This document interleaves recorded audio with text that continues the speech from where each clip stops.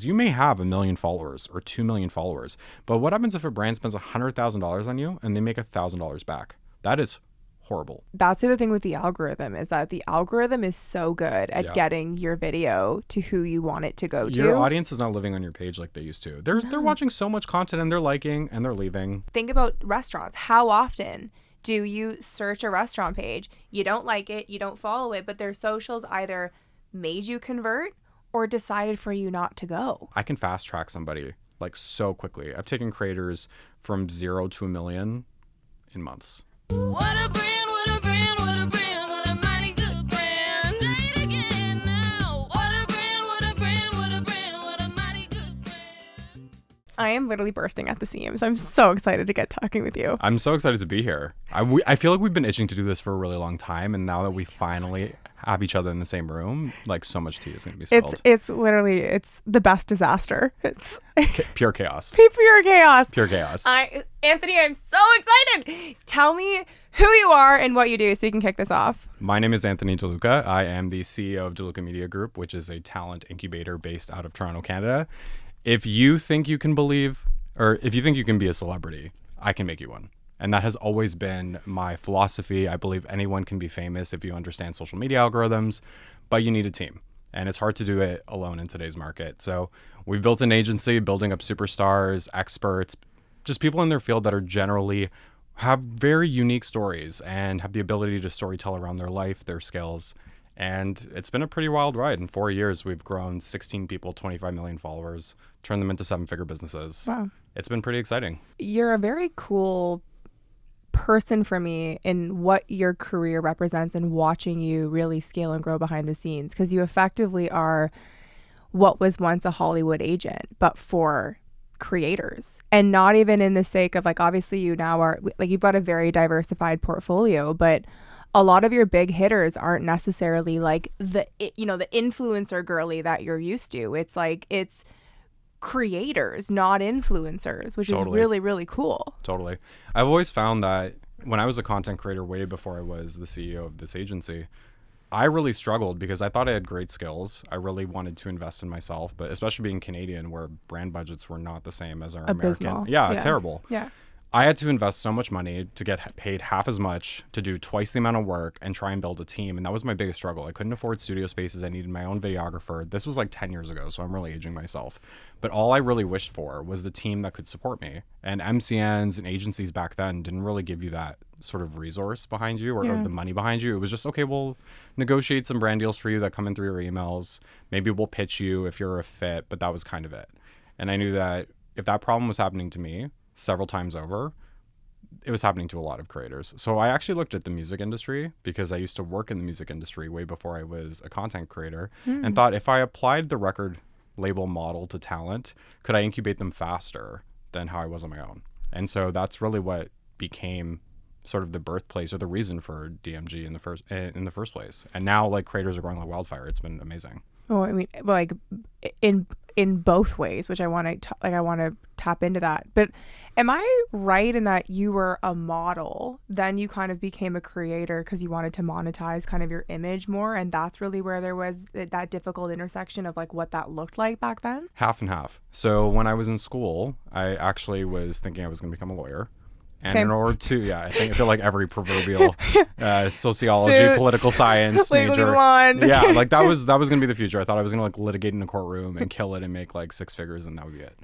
And when I was trying to make my application to law school more interesting, I was like, what am I going to do to diversify? And I actually got an internship at an entertainment magazine in Montreal. And that actually started me talking with celebrities, working with celebrities, musician focused. I was writing articles, I was doing on-camera work. Then I had an opportunity to audition for Entertainment Tonight Canada to be their host. I auditioned for that. I got the sort of gig, and I was on a reality show for several weeks, came top 3. I lost. Mocha and Roz in particular said that we don't need another Rick Campanelli. I'll never forget that. No way. Yeah, because each judge had their own mentor, and Sangeeta Patel was mine. And obviously they're all competing. They want their person to win.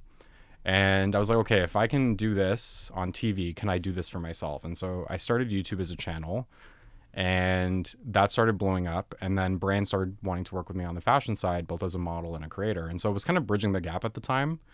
which was very cool, but it was challenging because I loved the production. I love sort of the creative direction. But once again, like in Canada, opportunities were far and slim. And I couldn't really cut through the noise in the same way. And so I thought to myself, okay, this can't be all that there is. I don't want to like look successful. I want to be successful. And so I made the pivot. I left my channel, which everyone thought I was a psychopath for doing. And I started from the ground up. And then I started DMG a year later, which was still crazy if you think about it, but I'm pretty happy I'm here now. It's interesting. So to go from being a YouTuber, which is very much being at like the front, to now you're operating very much behind the scenes. Yeah. What's that like for you? I enjoy it, but the irony is that I still have to be front and center because I think every digital business or persona in today's world has to be online in some capacity. Yeah. So I've kind of done the whole 360, which feels funny when you think about it, but I really enjoy the behind the scenes. I love the strategy. I love the branding work. I love editorial and building out concepts and actually executing them in a studio space. But, you know, you have to be front and center. You have to be meeting with teams in person now. And then also, how do you market your business? I have to be online so people know DMG exists in the first place. My creators are ambassadors for our brand, but they can't be the only ones because ultimately talent is not signing with them. They're signing with me and my team. Yeah. So it's definitely been interesting, but I think it makes me better at what I do because I was a creator. I understand their problems because I was one. You also understand too what the brands are looking for, right? Like you understand the KPI, you understand like how to massage the language, which probably like leads us into what is it that you do? Loaded question. Okay, so essentially, typical management agencies focus on brand deal inflow and outbound pitching as sort of their main function. They will market a content creator to brand contacts they know, or they'll deal with inbound that's coming in to negotiate those deals. And then they take a cut of what that creator makes in their brand deals and they call it a day. That's usually the typical agency model. What might differ from that is management, where a manager will work on your brand, work on your personal branding direction, the brands you might launch, the companies you want to, start up, the services you want to do. They're almost like a personal manager, whereas an agent is really working on your deals. We do both because ultimately the end game can't be brand partnerships, in my opinion. That is not going to be where you make the crux of your money as a content creator. I think right now it is the largest area where you will make your earnings. But if you want to think about end game, it's really selling a product, service, or something tangible to the audience you're building.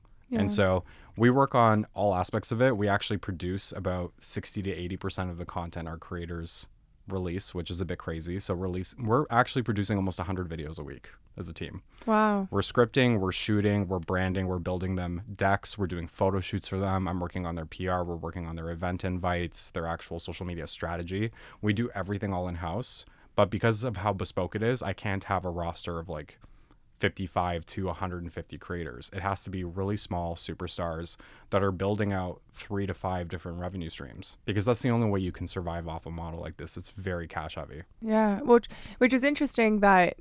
So how much oh my gosh, I just got like there's just so much to unpack. Like I was even just going to start moving to like the how many posts per day, but you even just touched on you really are a brand consultant, right? Because brand revenue from brands is so volatile. Yeah. Like it's you can't no longer can rely. There was such a small window there where like it was just absolutely the Wild West of cashing out on like huge brandy. Like you can't do that anymore. Yeah. In some respects you can, depending on the type of creator you are, but in reality, brand deal flow has changed so much in the last 2 years. We're in a down market and no one really wants to say it out loud. Yeah. There's a lot of internal changes happening at the brands themselves. And sales weren't where they were 2 years ago. And so, a lot of influencers have really boosted their prices almost too high to what their actual value is. And marketing teams are getting more adept, especially in-house at brands, to understand that not every influencer is worth their price tag. In the same respect, some influencers are not getting paid what they're worth. It's this really hard song and dance to fall within because I have many creators that are doing incredibly well, but that's because of the unique position we've placed them in terms of their personal brand, the types of content they generate. It takes a lot of work to make it really robust and actually like lucrative, whereas some creators are relying on one deal a month or one every other month in hopes of surviving. But in reality, you need to actually develop multiple forms of revenue. You need to be looking at affiliates. You need to be looking at building your own website. Do you have a course? Do you have a program? Do you have a product? Are you an ambassador for a brand? Are you working off retainers? Are you consulting? Equity, yeah. There's so many areas where you could make money, but a lot of creators aren't taught those skills because their management firms, more often than not, don't take a cut of those things. So they don't help them in those areas. It's up to the creator to basically figure that out by themselves. I've sort of sidestepped that and I provide that service in-house. So I really am very specific with the talent I look for because your story and skill set is what I can work around. Yeah. Well, even what you just said, I literally was having this conversation with a really big brand the other day, and this influencer who's quite big now has been with them kind of since the beginning. They're now kind of at this point where the in-house team is questioning continuing because influencer is too expensive and they're not seeing that ROI anymore because one, there's just so many brand deals on that platform, but two, they've grown larger than what can support that business's jurisdiction. Yep. But to that question, like even to what you're talking about, I think that the word influencer, there's just such a massive gap, right? Yep. There's the ones that are at the highest end that can charge a lot of money, but then there's also a long tail of where they're probably often undercharging. Yep. Absolutely. It's, there's a lot of discourse around what's an influencer versus what is a content creator. I think content creators are people that understand the content in the niche that they're creating in. They're creating content that could be used for UGC or to be developed into ads, or perhaps they're developing really unique formats and series that you enjoy watching. Influencers nowadays have influence. They can convert a sale. They're personas that are driving forward beyond their content, because I think when you're a persona creator, anything you do is content.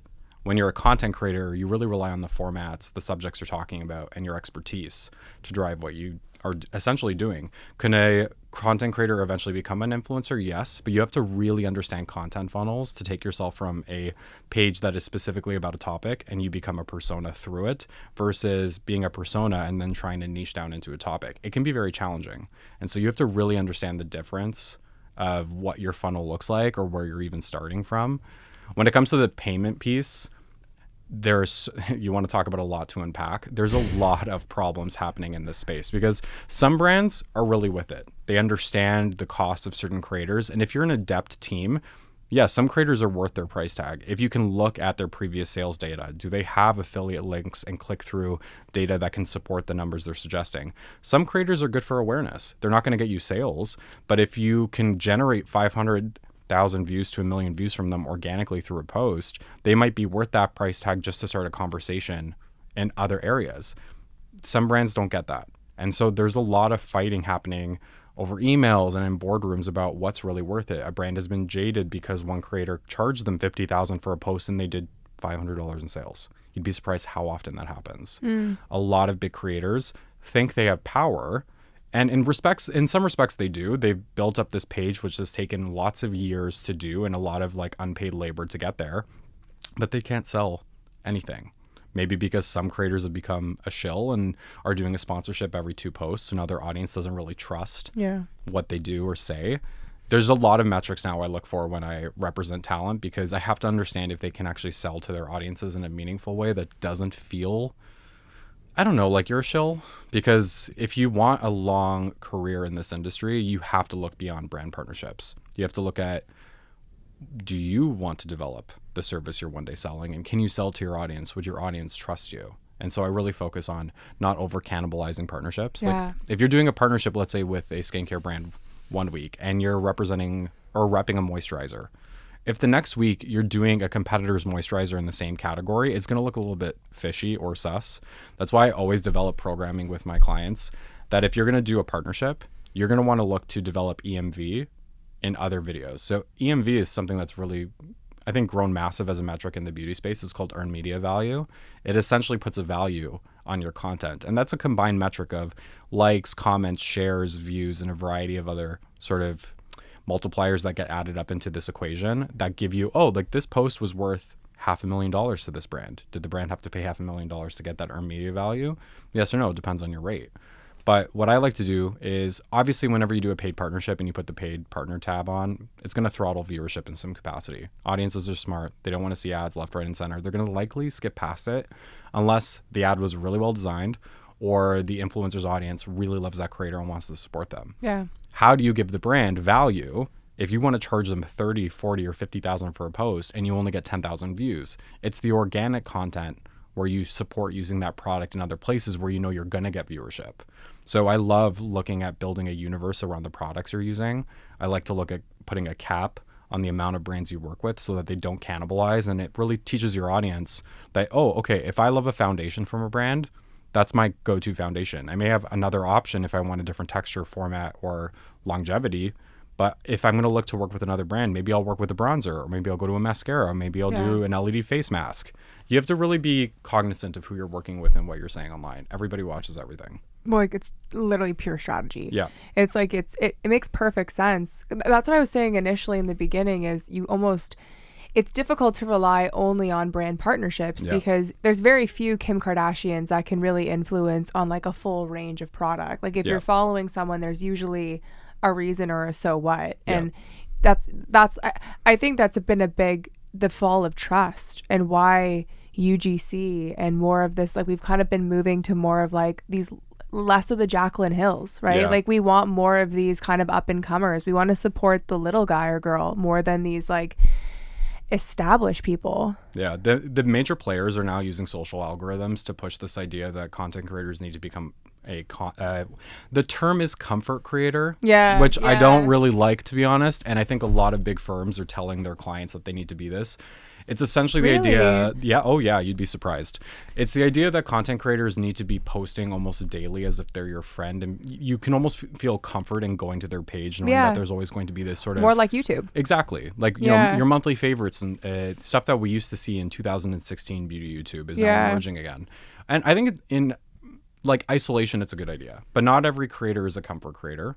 They're not designed to be that, and every social platform isn't designed to support that. Yeah. But I think the main problem that has happened is, yes, there's this really big sense of almost feeling like lied to. There's a lot of creators that have taken advantage of their audiences. There's also a lot of creators that are repeat offenders with getting picked up for the same types of partnerships over and over again when there's a much more diverse pool of creators waiting in the wings that aren't being chosen. And it's happening time and time again, especially in the Canadian landscape, where a lot of the PR firms have buddied up. The same 10 people. Yeah, and they've buddied up with the same creators over and over again when they don't have reach. They have vanity metrics. It is actually a very real problem. I can spot within 5 seconds of looking at a page if a content creator's audience is real.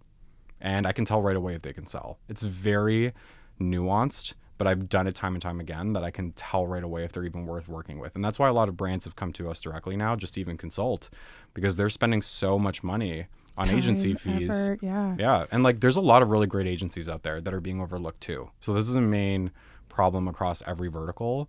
And that's the major problem with social media is it's advancing so quickly. These platforms are changing every 2 months and you have to change your strategy with it.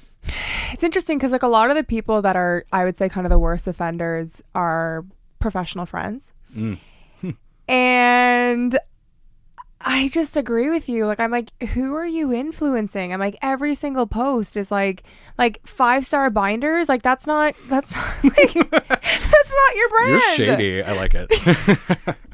No, but it's like, it's real. Like, honestly, if you weren't my friend, like I'd be hitting unfollow, like as a way to like really show you of like, this is cheap. Yeah. Like, this is tacky. Like, and especially, I think there's another thing too that would be probably a controversial statement is I don't think all brands should be turning to influencers for the sake of what that represents. I think a lot of these like bigger, more traditional brands, they're trying to tap into like the word of the moment, but like I'm not influenced by an influencer talking about 5-star binders. Like that to me isn't the model. That probably makes more sense to do more of like a traditional push. But I do think that that's the other thing too, is there's just so much of everything and it's so saturated. And how do you navigate to actually have a splash moment? UGC, EGC, there's so many like acronyms we're using now for content types. I think the employee model or employee generated content model actually is pretty effective but it's controversial. It is very controversial because ultimately it cuts creators out of the equation. Also, do the staff who act as your EGC get compensated fairly because they become marketing funnels more often than not? Nope. So it's murky territory. I think it's really effective if you're a small business and you're a mom and pop and you're looking to get off the ground on TikTok or Instagram Reels and you need to develop content and you essentially become the persona that drives your business. Absolutely. It makes total sense.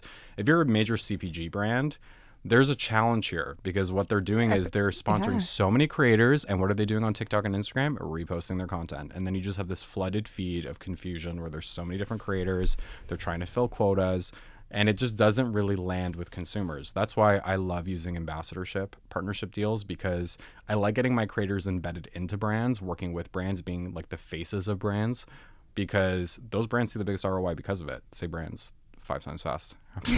But it's a community. Yeah. You're building a community. And I've noticed that too with brands. Like when you actually have someone that consistently shows up and builds a tribe, that's all you're looking for is our tribes. But you bring up such a good point that we can't skate over. The EGC, like it to me is such a complicated topic because on one hand, as a business owner, I find the content to be so engaging. As a user, I really love seeing the people that like work behind the scenes and run the business. Yep. As an employer, you're so much more attractive when you have those skill sets. You know, and when you're willing to show up for your job in a different way, 2, and you're able to like you've done things where you've got like that. To me as an employer, like you're getting hired. Like I'm not even looking at the rest of the stack. Like you are so attractive. But then as a human, to your point, it's like, this is really a slippery slope because if we're paying creators to create for these brands and we're asking our employees that aren't being compensated equitably, where does that leave us? And it's not a simple answer. No, murky waters. And a lot of, I think, built up resentment among the staff for these brands.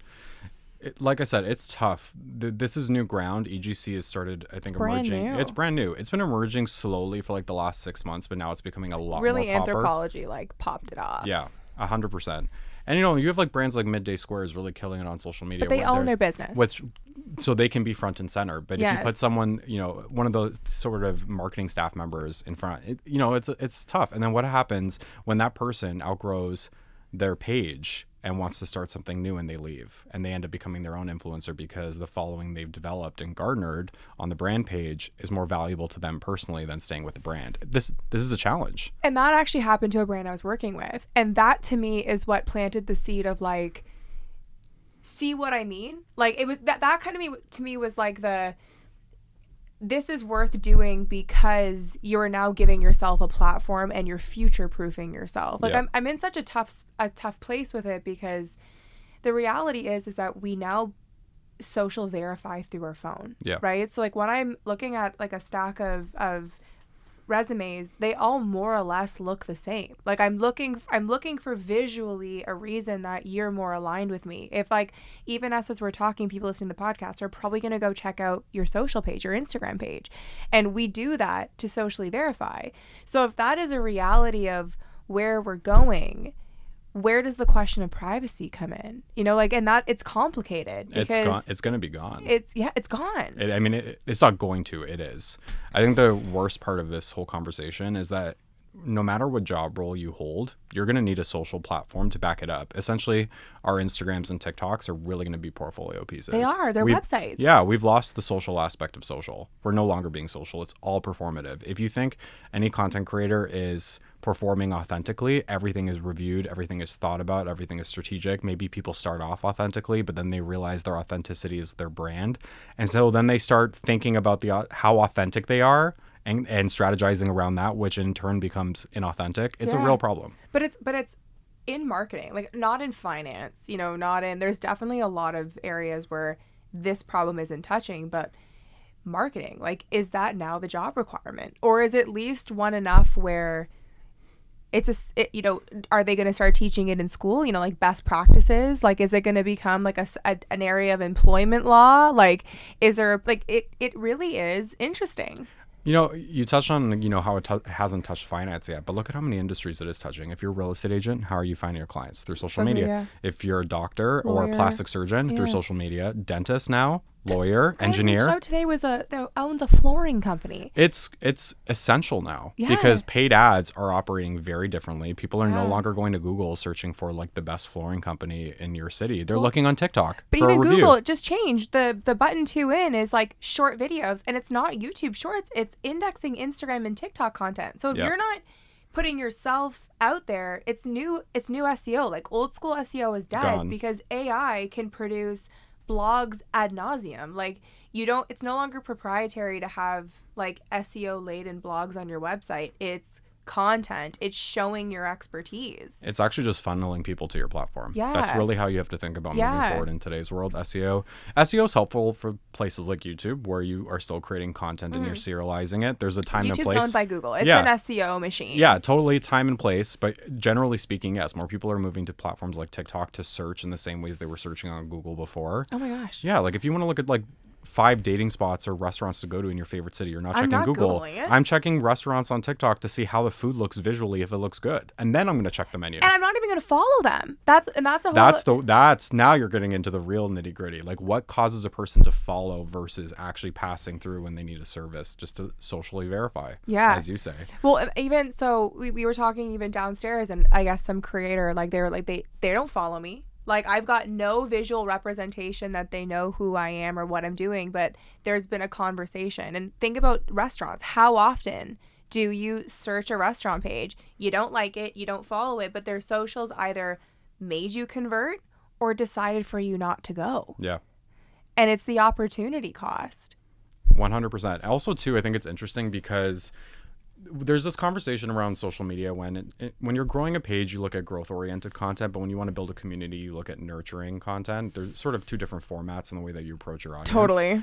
And I think it's so much harder to convert now, but once you convert, if you cannot keep them and you don't discern the difference, you're really going to struggle, especially as a content creator. Yeah. Because then if you're overloading them with content that they've seen time and time again, these people are going to leave, especially if you're a service-based business.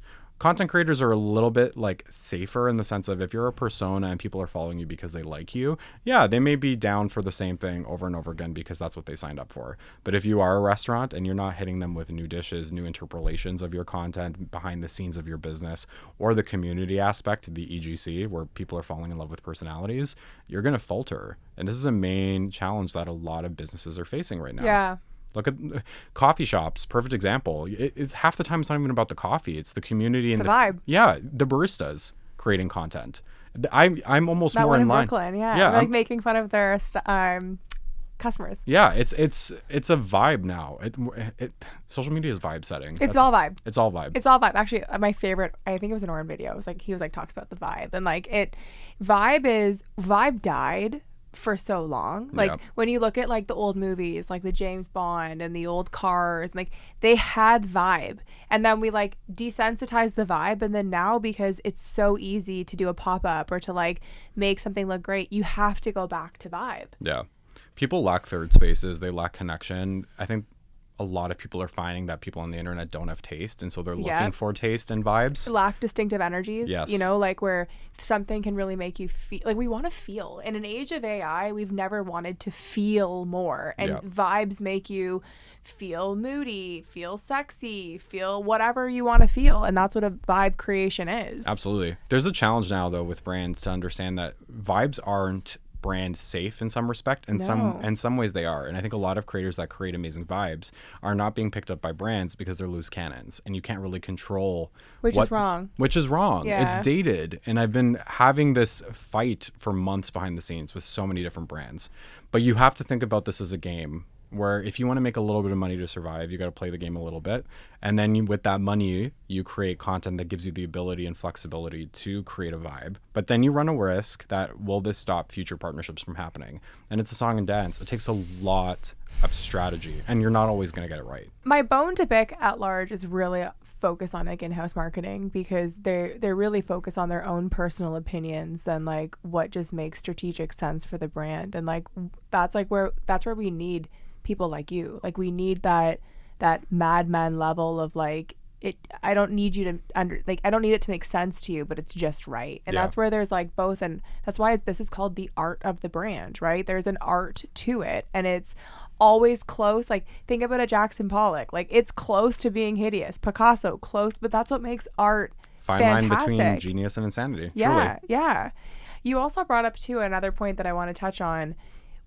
Do you talk a lot about EMV with your brands because like in-feed posting isn't linkable, right? So is it complicated to really track that conversion in the first place based on that. Correct. That's the main reason. I think a lot of beauty brands also look at, platforms like LTK and ShopMy as sort of funnels to see, okay, do they actually have selling power? And are they actually selling our own products? Because you can track that data now, especially with a hyperlink.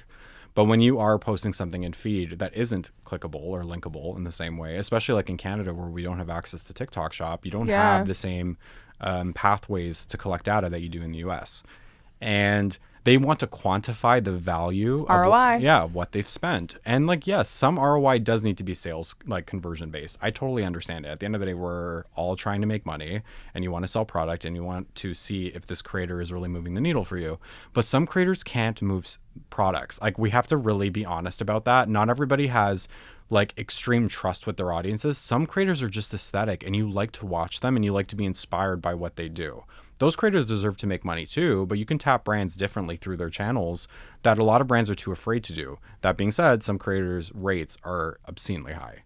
And this is a real, we have to get honest about the industry. Some creators are not, like the 50,000 to 100,000 a post thing, some of you really should not be charging that. You have to really look at the bottom line of what you're doing for these brands. You may have 1 million followers or 2 million followers, but what happens if a brand spends $100,000 on you and they make $1,000 back? That is horrible. And I understand both sides, because the creator who's an artist is going to argue that it took me 5 years, all this unpaid labor and work to get to this place. I have a real trusted connection with my audience. My place is worth value to me. Each post is worth a certain amount of money. And I get that. But you are slowly going to erode your place in this space when other creators are doing a better job at a cheaper rate, and they're going to take your place. And with UGC on the rise, brands are seeing way more power in tapping those same creators, making a UGC ad, owning it in perpetuity, because your licensing rights are very, very expensive, and they'd rather just buy it outright from someone who's going to charge them $500 to $1,000, buy 5 of them at once, and then run those ads like crazy. And so we have to find not necessarily a streamlined way to make this standardized, because I don't think this is standard. Not every creator is worth their price tag. That being said, some creators are worth their price tag, but we have to be mindful that these bloated budgets that existed 5 years ago are not going to exist anymore. A lot of brands are shifting out of the influencer model. They're getting hybridized, just like creators have to hybridize their business model. Yeah. But I guess my question for you is, are they priced at that price point so that they do less partnerships, right? So that they're kind of dissuading brands from like basically bastardizing their page. Because if they charged $15,000, that's a lower barrier to entry for a lot more brands. Totally. I think that's fair to say. It's a mixed bag, because I have some creators that operate on volume. They can post 2 to 3 times a day, so that they have so much organic content between any paid partnerships that if they were to do a high volume of partnerships, it doesn't feel that way, because you're providing the audience with enough organic that they're getting what they want from the page. And they only work with brands they trust anyways, so the audience is ultimately more okay with it. A creator needs support from their management teams to understand the difference and to sort of regulate that experience for their audience. Some creators ultimately don't want to do a ton of partnerships, but they still want to make a good living. So maybe they'll price themselves a bit higher. Once again, there's no standard to this. You get to make these decisions. You get to make these decisions yourself. Are you making good decisions though? That's up to you to decide. Does your pocketbook say that at the end of the year? Are your pages growing? Do you feel like you have a community around you? You have to ask yourself these very tough questions. And you brought up Jaclyn Hill. There's a lot of creators that just do not have that kind of power. Even after all of her scandals, her audience still really trusts her, because I think she's failed publicly so authentically that her audience is a ride or die with her. You're not going to find that with the average influencer anymore. But also too, as a side point, I had somebody on the podcast. It was Dan Rodo, and he brought up such an astute point. He's like, effectively, like YouTube fans are like ride or die. Yeah. Like, because you don't go on YouTube to just like scroll. You go on YouTube for like your 3 people. You show up every week. You watch like 4 or 5 of their videos. Like I remember back during the YouTube days, like Nicole Guerrero, Jaclyn Hill, Gigi Gorgeous, like I was locked in for hours, and anything that they posted, like I still to this day, I don't know if eyeshadow goes bad, but like I have stacks of stuff that I've never used because they were like, I felt like I was in a room with them. Times were simpler. It was so simple. no, you couldn't go anywhere else. It was so like your audience was so captive. It was so like built in. yeah, that was like a TV show. Even when I was a YouTuber, I had 500,000 subscribers on But my you channel. probably got stopped all the time. all the time. You don't get stopped when you've got 100,000 followers on TikTok. No, People don't feel like they know you. No, and like the craziest amount of people have 1 million plus followers now on social media. Like you've never But seen like this peel person. bananas and Yeah. they have like 2 million followers. Yeah, it's wild. It's crazy. I think I have several of my creators that are YouTubers built into their platforms. We're growing their channels alongside them, and it is definitely the most valuable customer Use of segment. time. Oh, yeah. Their audiences are the most dialed in. They're giving us the most data. They're clicking the most external links, but it is the most labor intensive platform to build. It is not a quick climb. You can obviously grow quicker on shorts, but you're not monetizing in the same way as you are on long form. Long form is where all the real ad revenue is. Yeah. So it's a tough balance. That's why it's so funny to see that so many agencies don't talk about content. I'm one of the only management firms on earth that prioritizes content at the heart of what we do because we're producing for our talent. Like I'm giving my team videographers, photographers, studio spaces. I built a whole factory into a studio space that my creators can come and use, whether they're shooting their YouTube channels, their podcasts, we're doing photo shoots for them, press materials. I wanted to give them the opportunities to go somewhere that doesn't come out like they don't have to pay for beyond the commissions they're giving us, which is why it's very cash heavy and a lot of people won't do it because a lot of creators won't pay out of pocket for those things unless they build their own internal teams. Whereas I can fast track somebody like so quickly. I've taken creators from 0 to 1 million in months. Yeah, because you have the infrastructure. Like Totally. that, and you've also learned, right? Like it's simple, not easy, but you need to have like the pieces in place, like to be able to pump out the content. But also you brought up another point that I want to get back to. It's complicated, the influencer problem. Let's call it an influencer problem. Because when I think about a lot of these businesses, influencers are a necessary evil, right? Like think about how saturated the beauty industry is. Like Totally. if you want to make $1, your product really isn't differentiated. Like you don't really have a USP but like having another blush stick or like another lipstick or foundation. So it's a part of the marketing mix to have that awareness and hype, and it's a necessary evil to pay for people with a following to say that this blush is worth buying. Yep. And I think that there's a lot of shitting on influencers because they have to make a living, and whether or not you like their price point, your product isn't different. So like if you want to have a seat at this beauty table, like you have to be prepared to shell it out, sadly, in a world of like summer Fridays and road. Yeah, it's very astute you bring that up, because when you actually look at I like the way you phrased it, the influencer problem.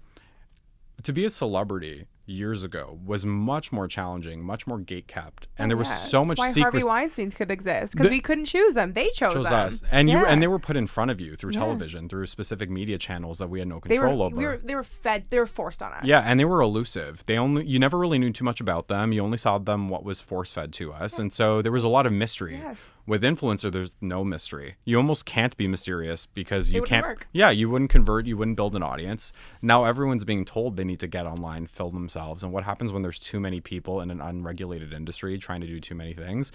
It erodes feelings, trust, and ultimately, they're needed, but not all. Not all influencers are the same. Oh. They're not the same quality. They don't all have the same intellect or taste. And so you're calling everyone an influencer when they're not an influencer. And the problem is so many artists are having their art be called content.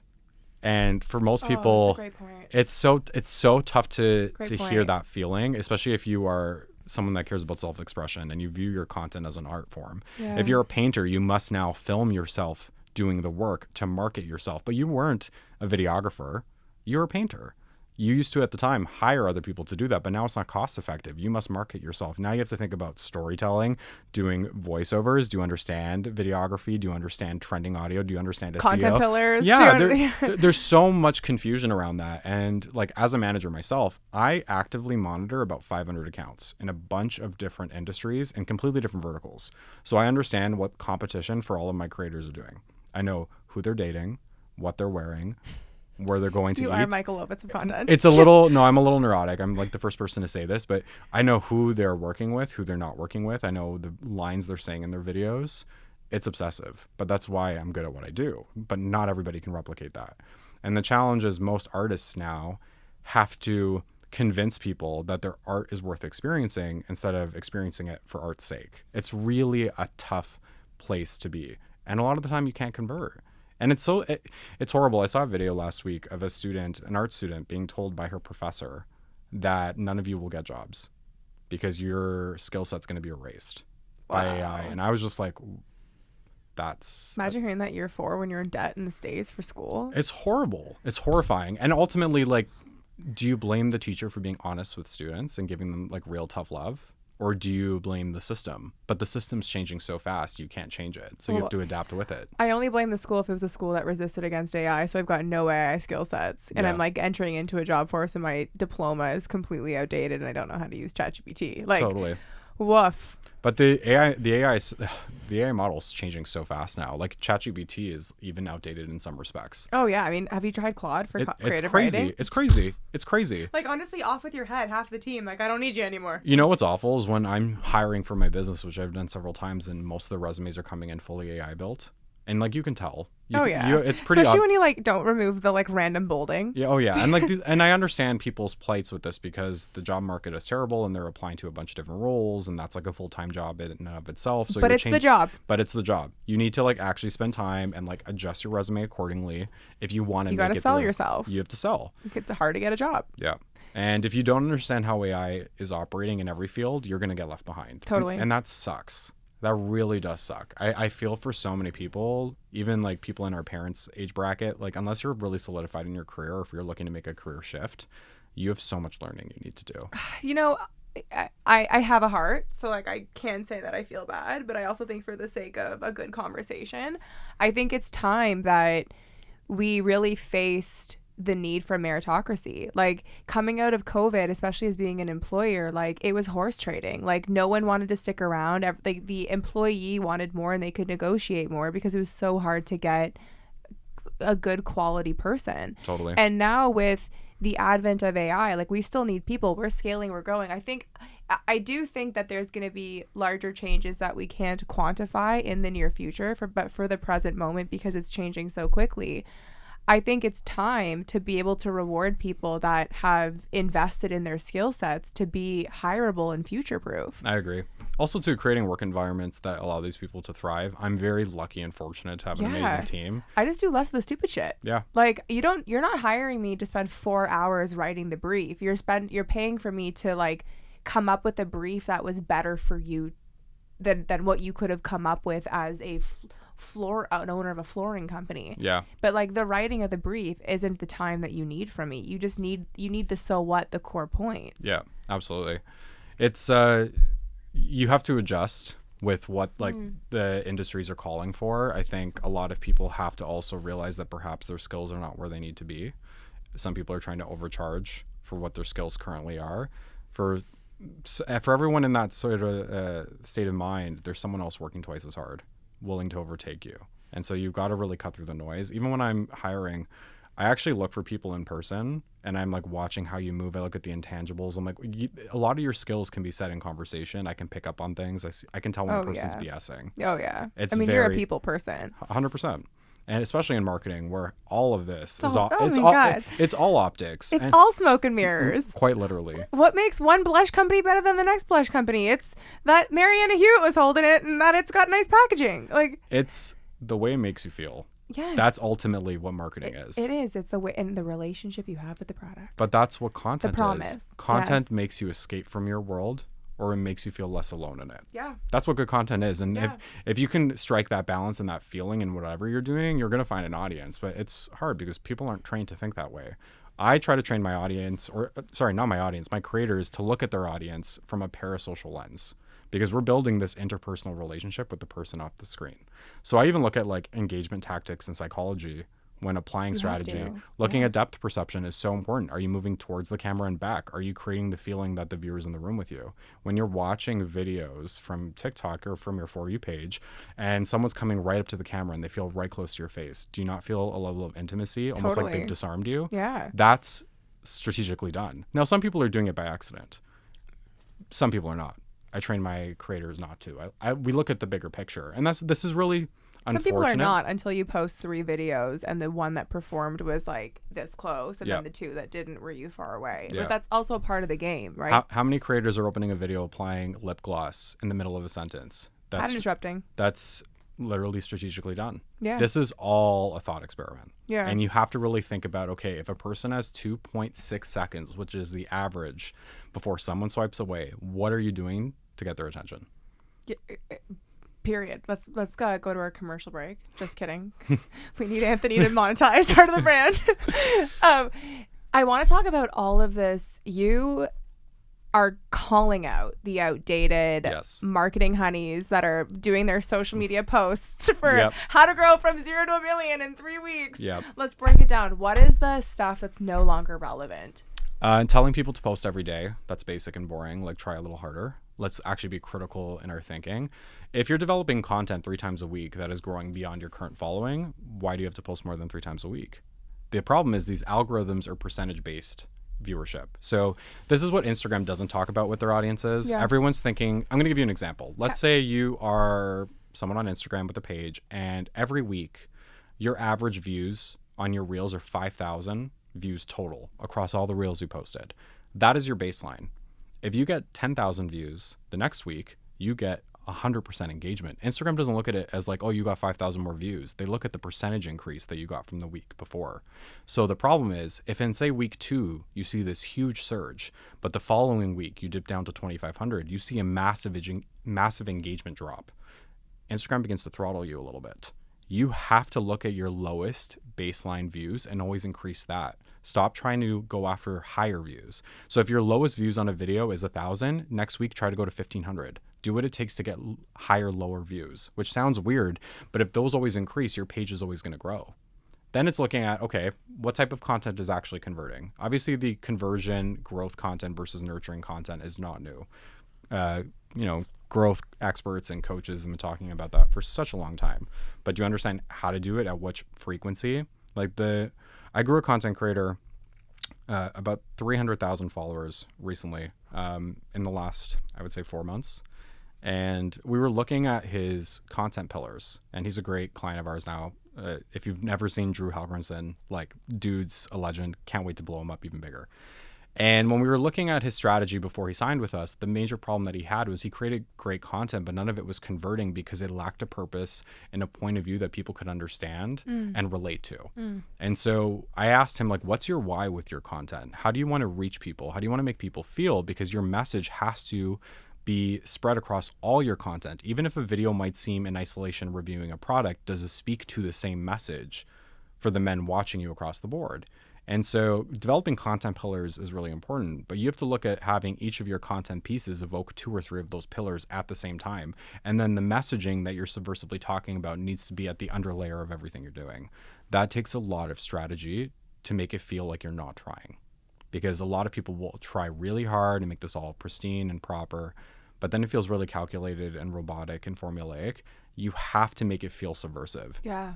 And that's the intangibles. I can't teach that into people. I can teach it into my clients because they're working with me, but we're working together on their content. We're scripting together. We're thinking about the visuals. We're thinking about the hook shot. We're thinking about the cadence of their speech. But you're training. Yes. And that's what people don't think about is it looks easy, but so do the Olympics when you turn it on. It's about training those muscles. Totally. Have you ever thought about tone of voice when speaking and how a person inflects upward or downward towards the end of a sentence? Intonation. I mean, Yeah. if you haven't listened to Barack Obama, and the reason why it feels spiritual is because he understands intonation. Yeah, and there's a lot of great creators who do and many creators who don't. And we think about those things. I really tap into every part of that person's persona, their feelings, how they feel about other people, how they feel about themselves. That is at the underlayer a lot of their content. Yeah. And- Go ahead, sorry. No, I was just going to say, that's ultimately why so much of these gurus are outdated, because they're looking at analytics as their only baseline. But it's hard to quantify human emotion. You have to look at how people behave through content too. Do I want to anger people? Do I want to rage bait a little bit so that they'll engage and start a conversation? Communities respond differently on TikTok than they do on Instagram. Oh, yeah. Instagram's all aspiration. Instagram is like silent haters. TikTok, they like come oh, for you. they will come for you. They will not be afraid to speak their mind. I both love it and hate it. I feel like TikTok for many years was this like beacon of like freedom, but now feels like a hate cesspool all the time. It's like Facebook 2.0. Yeah, it's not what it was, unfortunately. But the consumer looking for an aspirational experience is looking on Instagram. Everything is visual. That's why so much content is instructional. It's eye candy. There's the unboxings. It's I'll take you to my favorite restaurant. The way things are shot. Me, exactly. But it's shot from the lens of trying to feel luxe even when you're not luxurious. Yeah. Whereas TikTok gets away. Raw, real. Yes, people want that. But is there a place where you can do both? Because this is the big challenge. If you're a content creator and you have multiple platforms, can you produce the same content and repost it everywhere if you're doing a volume game? Because you can do it if you're strategic about it. I have a lot of creators that don't make content for specific platforms. I have 3 that specialize and re-edit their content, depending. But I've trained most of them to develop content that works on both. Now, obviously, some platforms will respond to some videos better, but this is how you safeguard your business by becoming a persona through your page, because then wherever you are, your content will follow. Yeah. But that's hard. It is very hard to do it.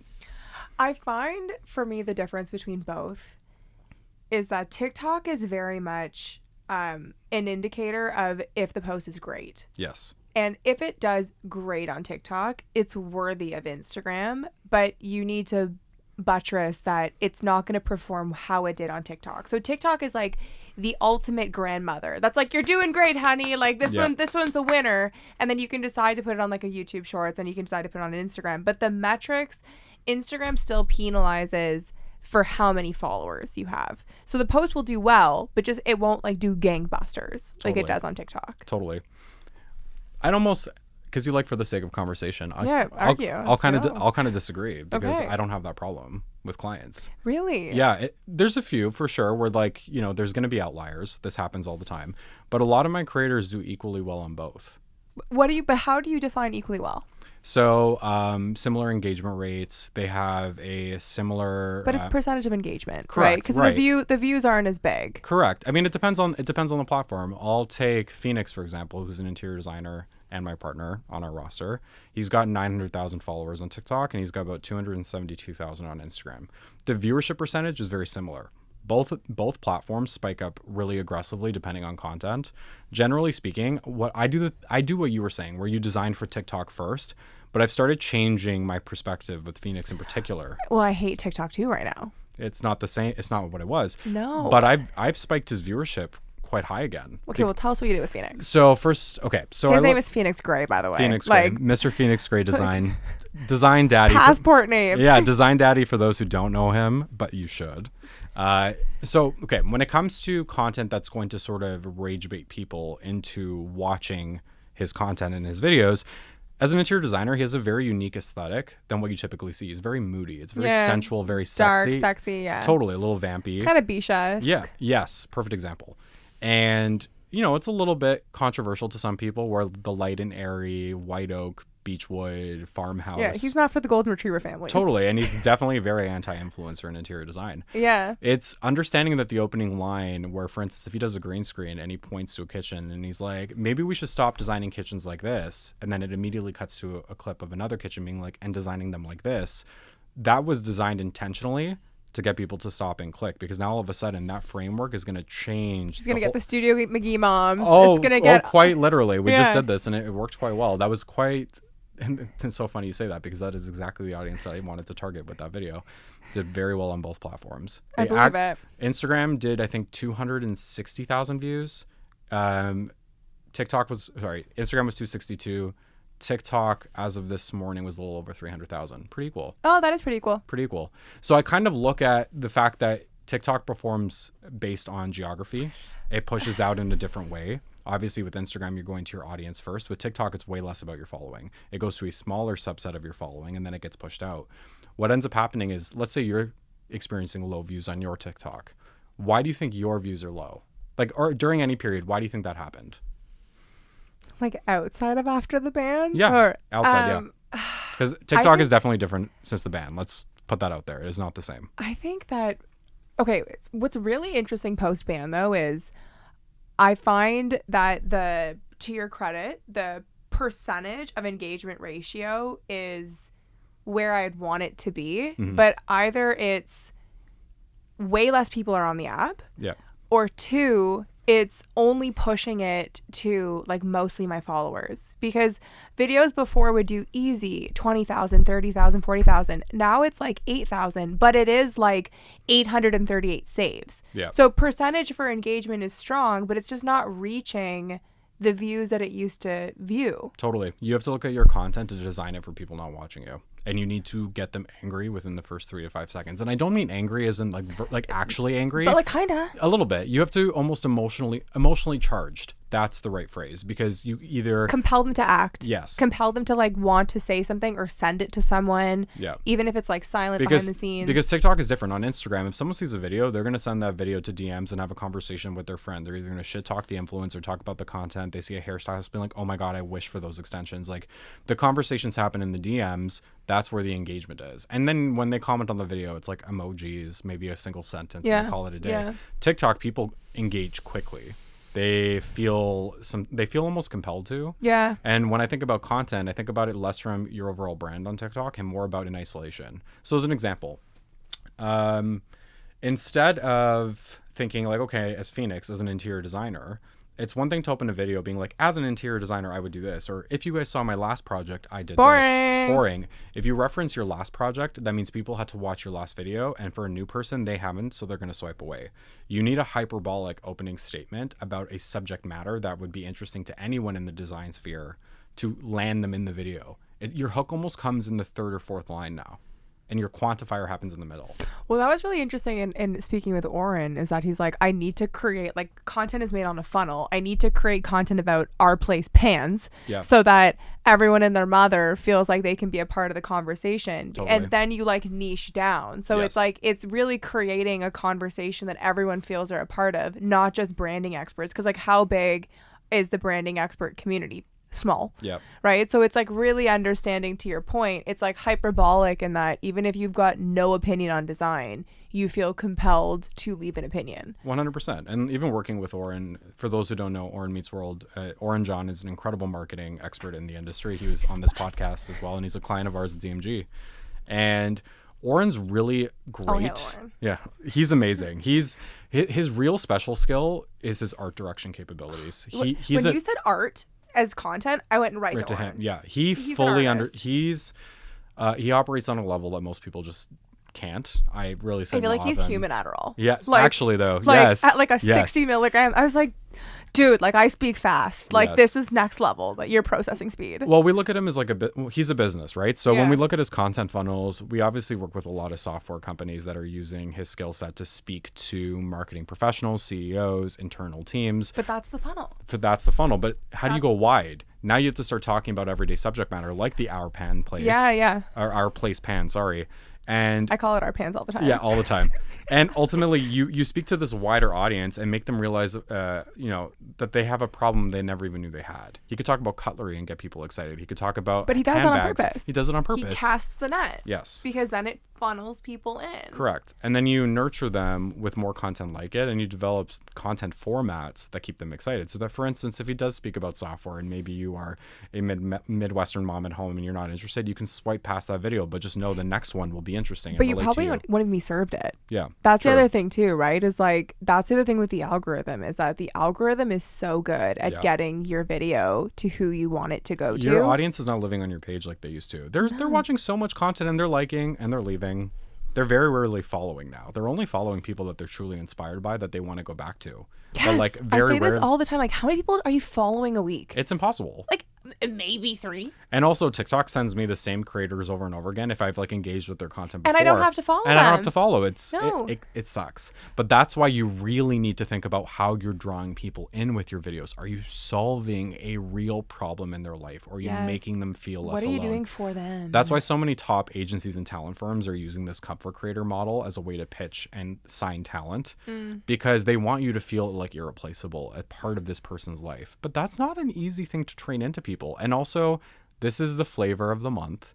in 3 months it's going to change. So if you become a comfort creator and you lose everything that makes you unique, what's going to happen to you? Are you going to have to pivot again? It's going to be hard to keep rebranding. People can't rebrand every 6 months. That's a challenge.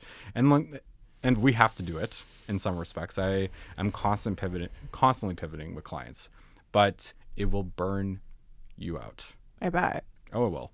And you need to really learn that you can't do this alone. You need to build a team, because the major discourse I find online is that if a creator is burnt out or exhausted because they're uploading and producing all the time and they need to take a break, people in the comments are like, well, try a 9 to 5. I can't just take a break from my job.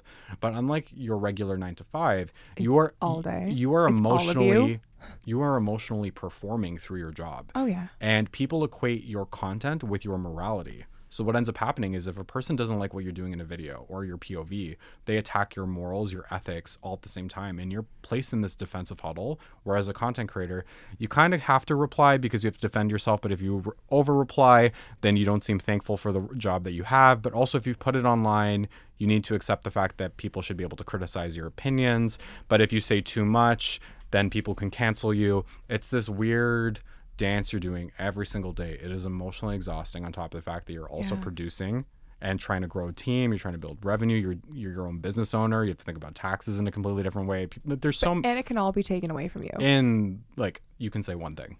But like, also, if you just like stop showing up, like if you're gone for a month, to revitalize your page is so hard. And I've done it a few times very successfully, but it is such a pain. And it is hard when you are posting and you're not getting immediate feedback or immediate reward for your posts. It messes with your head. It does. It absolutely does. Because that's your only, like, imagine your job is literally based on receiving engagement. Yeah. And you're not getting engagement. You're not getting engagement. And you're spending so much time, like, between the prepping and the shooting and the retaking, then the editing, then the like, don't forget the planning of the grid. Like, there's just so many steps, but it's so disposable. And that's like what it's fast food. It's fast food. And like, that's why brands get annoyed of like, why can't you do this for free? Like, why does it cost so much money? But then also consumers are like, I want more. It's just, it's exhausting. Yeah.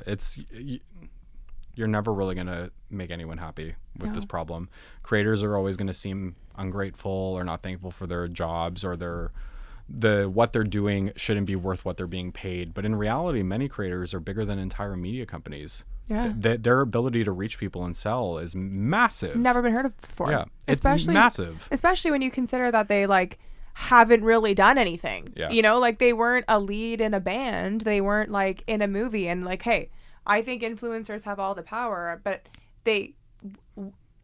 all they've done is just shown up every single day and given your life away. The articles, there's so much conversation online about how the influencer bubble is getting bigger and that more and more brands are shifting their marketing budgets to influencers so that this industry is safe and like safeguarded. And yeah, what do you think about that? I think there's a lot of on both sides. I think that's a really loaded statement, because I think a lot of influencers are about to get cut out of their jobs in the next 2 to 5 years, because UGC and ad placements are changing. Like, and avatars, which is horrifying. I don't even want to give it airtime, because then I feel like more people will search it and more brands will try to adopt it. But I think you have to think of yourself as a personal brand, and you cannot just throw content up anymore and think you can get away with it. Like, brands are so hypercritical of who they're working with because they have this so much choice.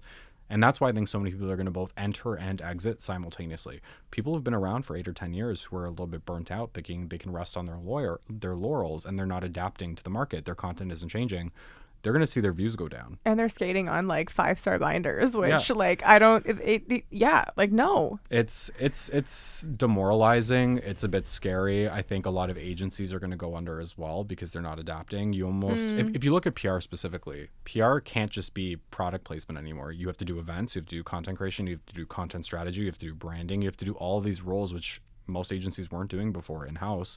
And ultimately, everyone becomes a jack of all trades, but a master of none. Yeah. And this is a major problem. So specializing, there's a higher risk, but higher reward if you can do it really well. But the costs are higher. The opportunities are less in the early stages. But if you can specialize in a certain area and get well known later on, then yeah, you can do very well. But it's hard to develop cash flow. Smaller businesses need to develop a bit of content. You need to be working with brands to, seed out influencers. Oh, do you want to design an event for us? Because so many brands are shifting to the event model instead of spending on influencers. Yeah, in real life activations. This is actual a real conversation that needs to be had.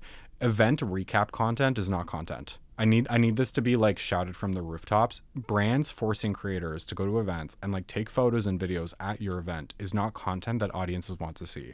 This is something you can share on stories that shows that the influencer is doing something and then maybe they've like reached a certain level of clout.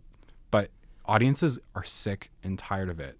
It's almost like trying to create this fake level of exclusivity, but nothing happens at these events that are exciting.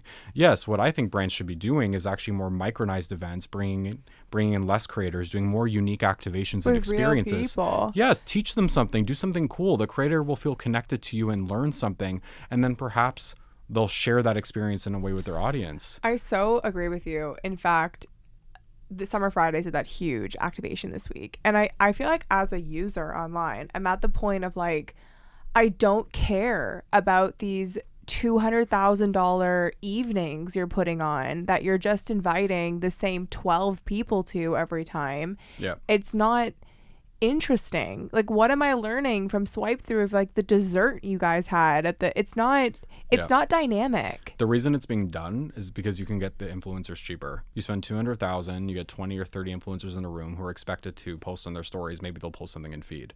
You're going to maybe generate $1 million of EMV from the creators in that room. So instead of paying them personally, you give them an experience. But yeah, that was cool a few years ago. But now there's an event every 3 days. No, it's overwhelming. Yeah, not even every 3 days, every day. Every day. Every day there's a different event for a different brand for And the the same time. shit. Yeah, it's a dinner. It's a dinner. Yeah. The girls dressed up in a theme. You Yeah. know, like it's the same thing. Yeah. Even and then also on top of that, there's also all the controversy too of like you're trying to mix in the Gen Pop, you're trying to mix in the influencers. The influencer is bumping the line with the Bay's claw clip. Did you hear about that? Oh my God. Yeah, don't get me started. And it's like why, like, your influencers don't need your shitty luggage from China.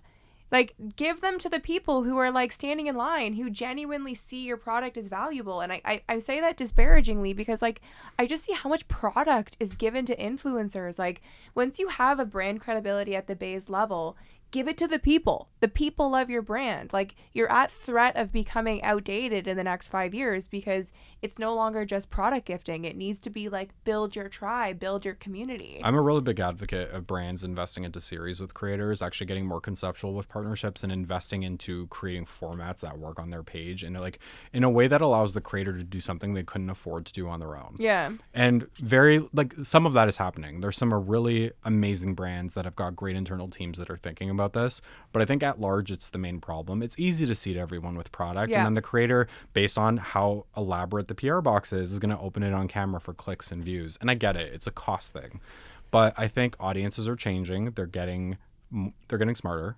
They're getting a little bit frustrated. They're also getting annoyed at the fact that all these creators are just being gifted things left, right, and center. And I say this as someone who manages talent. For a lot of our creators, the amount of PR can be overwhelming. But more often than not, a lot of creators are also not being gifted PR when they should be. Oh, interesting. It actually needs to be a much more critical conversation where a lot of big creators are ignored from the conversation for fear that they wouldn't be affordable in the first place. You'd be surprised how often that happens. And then also in the same respect, certain PR teams are gatekeeping these experiences from certain creators just because they don't like them. And this becomes a mean girls game that happens a lot. And then a lot of brands end up getting screwed because the brand would love to work with the creator, but the PR person has become the arbiter of whether or not they think they're cool enough. And so you really need to develop great relationships with the PR people you're working with, because those PR girls or guys may not stay at that agency for long. It's constantly shifting. You're going to different brands in different places, but it's a real problem in the industry. And that's why I see a lot of brands are shifting in-house. I'm so fortunate that I have great relationships with a lot of amazing PR firms here in Canada, but like not everybody is equal. And no one wants to say that out loud. Like not all these firms are providing the same service. A lot of these people are clocking in to a job that they don't care about. So the work they're doing for these activations aren't as good as they should be. It's lazy. It's lazy. I think that's what I'm getting at too, is like more of like the larger crux of the issue is everything seems so disposable. Yeah. So if like every brand is saying, if they're all launching products quarterly at this point, because everyone wants higher quarters and everybody wants higher year over year, if every brand is just pushing products, it's just easier for the agency for hire to push it to the same 11 people. And then that's, to your point, it could be more strategic to give it to this other person with a following that's not getting the product, because they're not just the top 11 on that list or 20 on that list. They get the products for every brand. Totally. It's a laziness from the PR teams. Obviously, I think for a lot of PR firms, they've developed these lists of creators that they feel comfortable working with. But then it excludes so many from the conversation simply just starting that conversation with creators just takes too much time. They don't want to get on a phone call to like introduce yourself, to like actually vet their content. It's tough. You have to really think as a content creator, why am I not being invited to an event? Okay, well, is it the type of content I'm producing? Maybe it's the relationship with the PR girl. Have I met the PR girl? Have I attempted to go in person? Sometimes creators won't even organically plug product, but think they deserve to be given it anyways. There's a lot of entitlement across the board. I maybe unpopular opinion, but like their frustration to me is so like, okay, to me it's more like I'm so bored with these like just the same 12 people going to a chalet that are like posting about these curated 6-step experiences of talking about the brand, and it's just so forced. Like it's rightful that it's rightful through the lens that you see things of the mean girlness, you know, the who's who in the zoo and who's hot for the moment and who's like on the out and who needs to re-strategize. But from your perspective of what you're seeing, though, also from business owner standpoint, how do you feel that they can like reinvigorate the usefulness of influencers? I think for a lot of brands that want to tap influencers in 2025, you need to invest in the creator and their stories. So if a creator is getting married, do you want to activate pieces of their wedding? Like, that's so well done. Yeah, I love when that happens. Yeah, integrate into their life, sponsor an event they're doing. Pregnant. Yes. Yes. Make them a personalized PR box about their life, or something that, you know, maybe a creator just had a breakup and it was like with their one true love, and a brand wants to swoop in and give that person an experience with her girlfriends. That's when it's wicked. Yes, because then now all of a sudden the content becomes exciting. And it gives us something to talk about. 100%. You know, like, oh, Paige, like that's like what Paige Lorenz has done so well. She's made us care. Yeah. And a lot of the brand deals she's doing is in line with what's happening in her life. Yeah, one-off partnerships are over. Let's get more creative. Let's get into the content. I think more agencies and brands need to think about content. It's like redundant to say out loud, but so many people are doing it badly. If only you hired the right people. That's why so many people hire DMG. And we must have Anthony DeLuca back. If you want to learn more about our agency, you can head to DeLucaMediaGroup.com. If you are a brand or a creator, you can head to our contact page, sign up, and we can service you in a bunch of different ways depending on your needs. Cool. And you also do some consulting on the side, right? Tons of consulting. I'm working with tons of brands directly across different verticals, whether you need branding help, app development, web development, branding, photography, videography. We're shooting national commercials for brands all the time now, which is super exciting as well. So if you can dream it, we can design it. All she wrote. Thank you for having me. That was awesome. That was so good.